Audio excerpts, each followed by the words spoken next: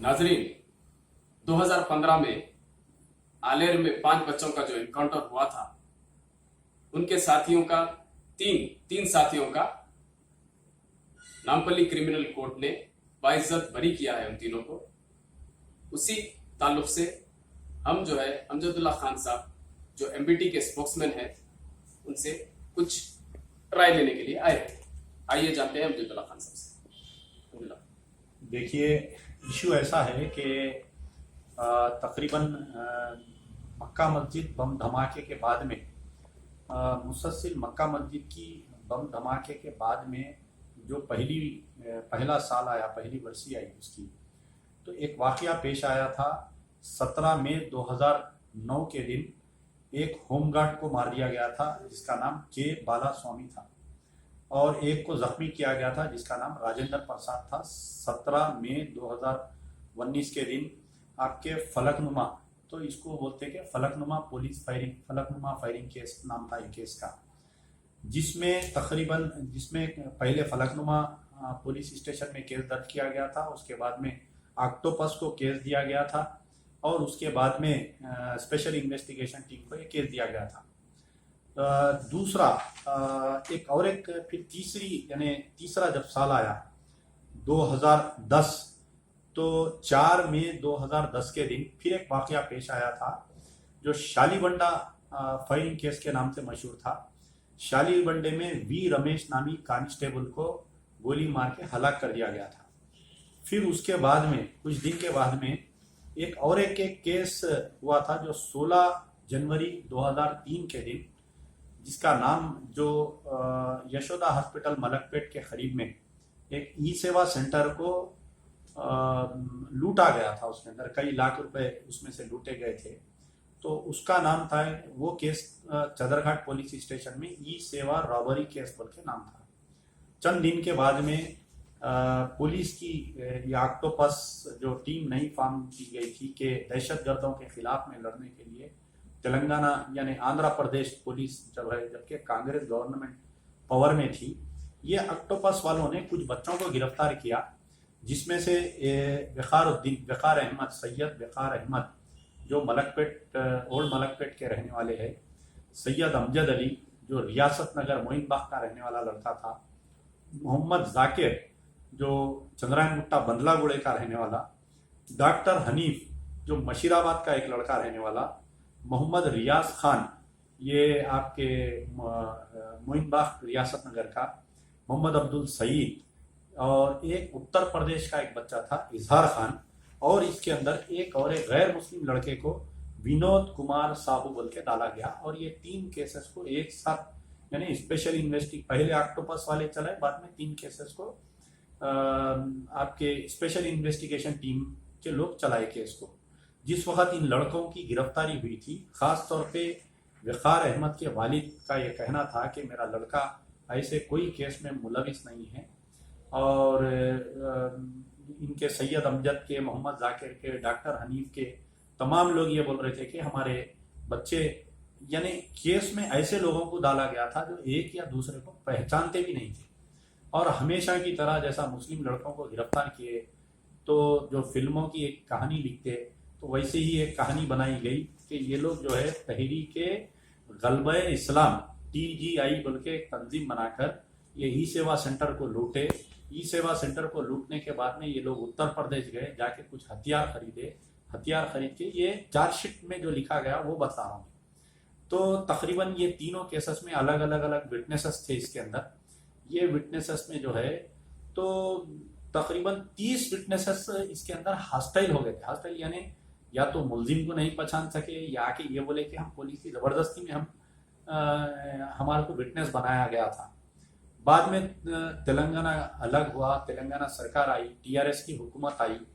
TRS की हुकूमत आने के थोड़े दिन के बाद में जबकि वकार अहमद के वालिद और वकार अहमद जाके नामपल्ली क्रिमिनल कोर्ट पे जहां पर केस चल रहा था, जज को एक रिटर्न दरखास्त दिया कि मेरे लड़के को जान का खतरा है, और इनको यहाँ पर पहले चंचलगुड़ा जेल में रखे, फिर वहां से शिफ्ट करके चारलापल्ली जेल लेके गए, फिर इनको यहाँ से शिफ्ट करके वरंगल की जेल में रखे। तो रोजाना इनकी जब पेशी चलती थी, वरंगल से इनको यहाँ पर लाया जाता था और फिर वरंगल वापस लेकर जाते थे। वरंगल यानी जेल से निकल के वरंगल लाए जब तक इन बच्चों को मारा जाता था बस में, इनके साथ गाली गलौज इनके मुंह पे थूक दिया जाता था।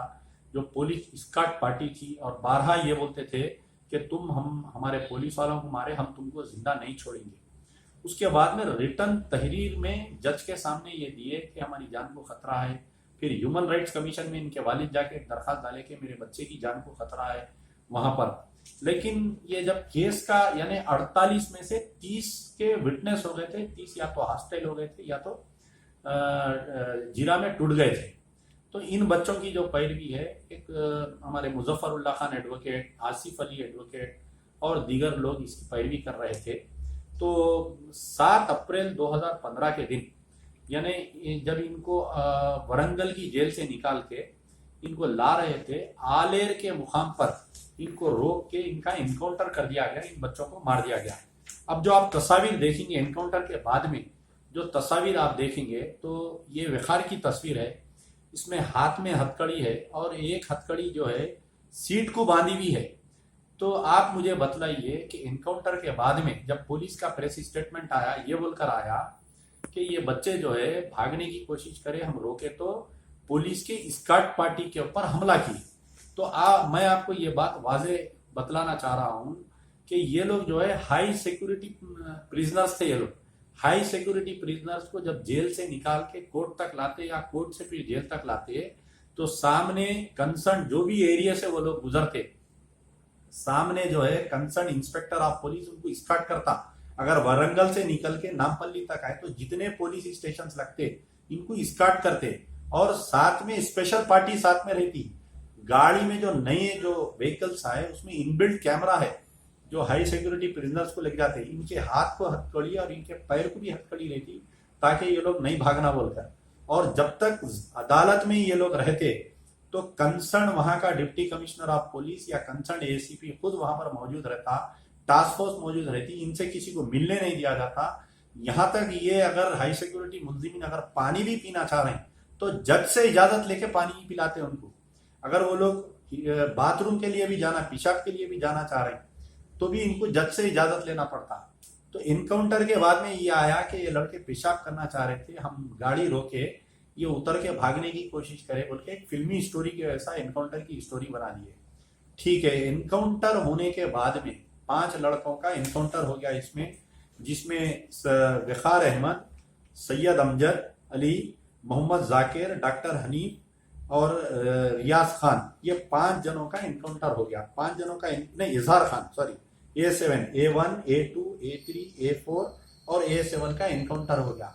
इजहार खान क्योंकि उत्तर प्रदेश का रहने वाला था, उसकी बॉडी उत्तर प्रदेश को भिजा दिए। इनकाउंटर होने के बाद में उस वक्त में जो तेलंगाना TRS के मुस्लिम कायदीन थे, हमारे deputy chief minister Mahmood Ali साहब थे, ये सब लोग खामोश रह गए। और KCR साहब ये बोले कि मैं एक कमेटी डाला हूं, स्पेशल इन्वेस्टिगेशन टीम, उसकी रिपोर्ट। आज 2 साल हो गया इनकाउंटर होके, तकरीबन 7 अप्रैल 2015 के दिन इनकाउंटर हुआ।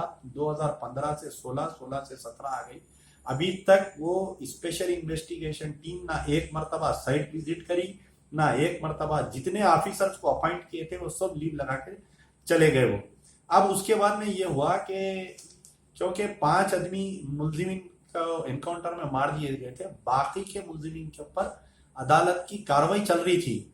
तो सबसे पहले जो है कि ये जो 17 मई 2009 के दिन जो ये बालास्वामी का और आपके बालास्वामी जो कांस्टेबल को गोली मारी गई थी और राजेंद्र प्रसाद को जिसको इंजर्ड किया गया था, जो फलकनुमा पे जो फायरिंग केस हुआ था, इसका फैसला आया 14 सितंबर 2016 के दिन।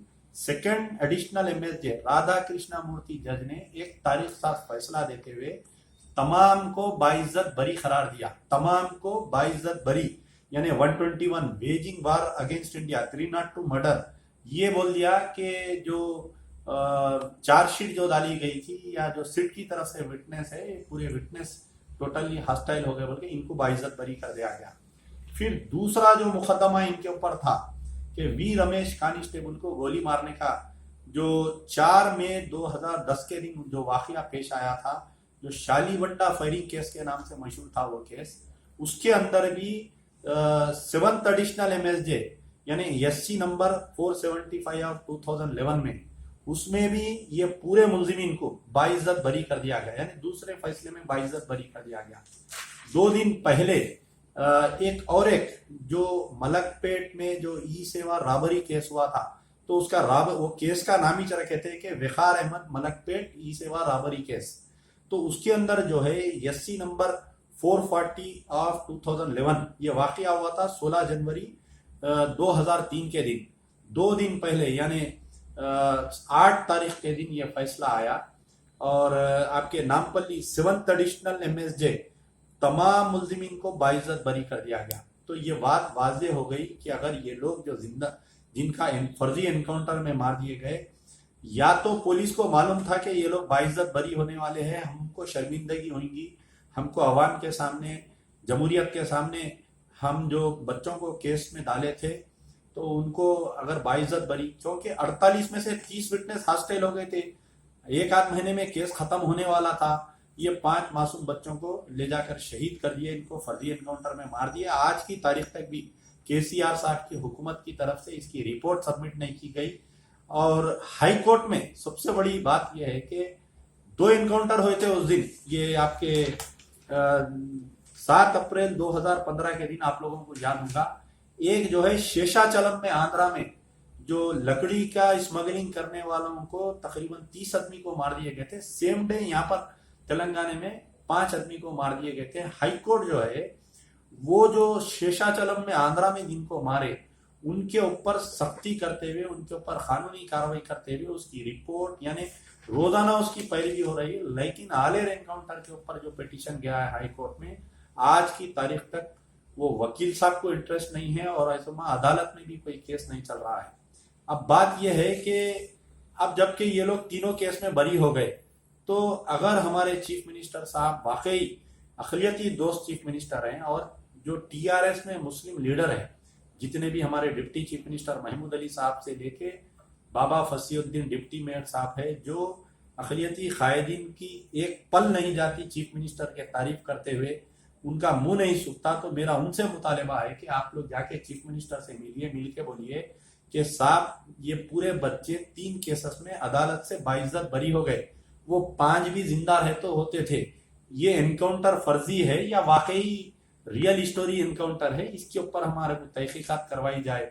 हमारा मुतालबा है मजलिस बचाओ तहरीक की तरफ से, शुरू दिन से, जब से ये बच्चे गिरफ्तार हुए और उसके बाद से जो एनकाउंटर हुआ, क्योंकि हम देखे हुए हैं कि मक्का मस्जिद बम धमाके के बाद में तकरीबन 160-170 बच्चों को गिरफ्तार करे, कोलेट्रल केसेस में डाले उनको, बाद में 18 महीने बच्चे जेल में रह के बाइज्जत बरी हो गए। तो हमको मालूम है कि ये बच्चे बेगुनाह थे, ये बच्चों के साथ इनके साथ जुल्म हो रहा। और एनकाउंटर होने के बाद में सबसे पहले और वाहिद मजलिस बचाओ तहरीक पार्टी जमात थी जो इसके खिलाफ में आवाज उठाई। हम जलसा करे, आलेर एनकाउंटर के खिलाफ में जलसा करे, तो हमारे ऊपर एक केस बुक करे। बेचारे अबू आसिम आजमी साहब यहाँ के तो कई सर भर के कायदीन है, लेकिन किसी ने आज की तारीख तक उनके मकान पर जाके पुरसा नहीं दिया, या ऐवान असेंबली में या ऐवान पार्लियामेंट में कोई आवाज नहीं उठाए।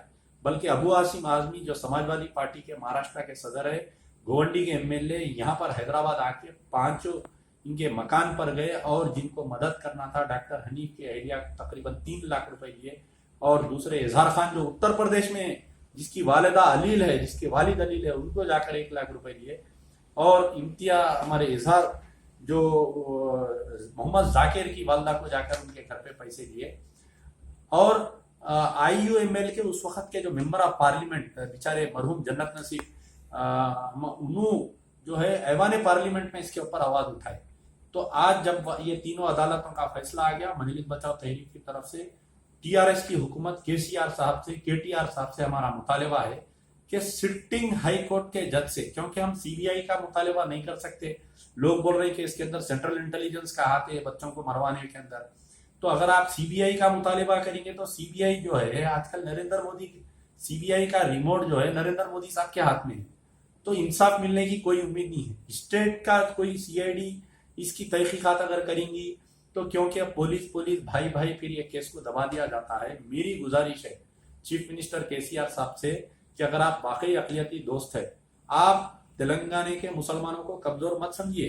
ये तेलंगाना का मुसलमान वक्तिया सबर कर रहा है, खामोश है। मुसलमान जिसे चाहे उसे तख्त पर बिठा सकता है और जिसे चाहे उसे तख्त से उलट सकता है। कांग्रेस जो है बाबरी मस्जिद की शहादत में मुलविस थी, 10 साल कांग्रेस को इख्तियार से हाथ धोना पड़ा। कांग्रेस के पीरियड में गिरफ्तारी, टीआरएस के पीरियड में बच्चों का फर्जी एनकाउंटर में कत्ल। तो ये दोनों को हम सबक सिखाएंगे। अगर हमको इंसाफ नहीं मिलेगा तो आने वाले दिनों में टीआरएस को भी अखिलियती वोट से कम, मैं तो इतनी बड़ी बात नहीं बोल सकता कि आप इख्तियार से हाथ धोएंगे, लेकिन मैं ये जरूर कहूंगा कि आप मुसलमानों के वोट से हाथ धो देंगे। हर मुसलमान जब वोट देने जाएगा तो ये विखार की जो तस्वीर है उसके सामने आ जाएंगी। ये जो बच्चों को कत्ल किया गया, इनको जो मारा गया, ये जो मासूम बच्चों को आने वाले 2019 इलेक्शन में अगर टीआरएस हुकूमत हमारे साथ इंसाफ नहीं करेंगी तो मेरा दावा है कि कोई गैरतमंद मुसलमान जब वोट डालने जाएगा तो ये, क्योंकि कल के दिन किसी के साथ भी हो सकता है, कोई मेरे भाई के साथ हो सकता, आपके भाई के साथ हो सकता। जितने टीआरएस के अक़लियती कायदीन हैं, जहां पर भी आप लोगों को मिलेंगे उनसे गुजारिश करिए, टीआरएस के एमएलए से, एमएलसी से, चेयरमैन से, मेयर, डिप्टी मेयर, जो भी आप जाइए उनसे तो गुजारिश करिए। मेरा आवाम से मुतालिबा है कि आप जाइए उनसे गुजारिश करिए कि इनको इंसाफ दिलाइए। अगर आप इनको इंसाफ दिलाएंगे तो हम समझेंगे कि वाकई ये सेकुलर हुकूमत है।